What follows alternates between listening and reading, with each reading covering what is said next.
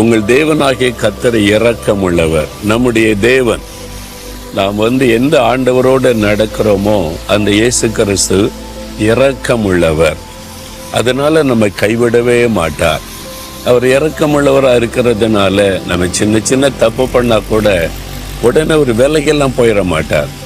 ஒரு தாய் தன் குழந்தைய நடத்தும் போது அந்த குழந்தை சின்ன சின்ன குறும்பு பண்ணி தப்பு பண்ணா கூட, நீ என் பிள்ளையே இல்லை, வெளியே போ அப்படின்னு வீட்டை விட்டு வெளியே அனுப்புவாங்களா?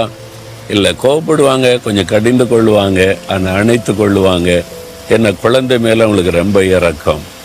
இந்த தாயினுடைய இரக்கத்தை விட இயேசுடைய இரக்கம் பெரியது. ஏன்னா நமக்காக சிலுவையில் தன் ஜீவனையே கொடுத்திருக்கிறார்ல, அவருடைய இரக்கம் ரொம்ப பெரியது.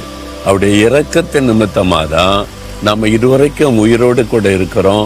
அவர் கைவிடாதபடி நம்மை நடத்தி கொண்டிருக்கிறார்.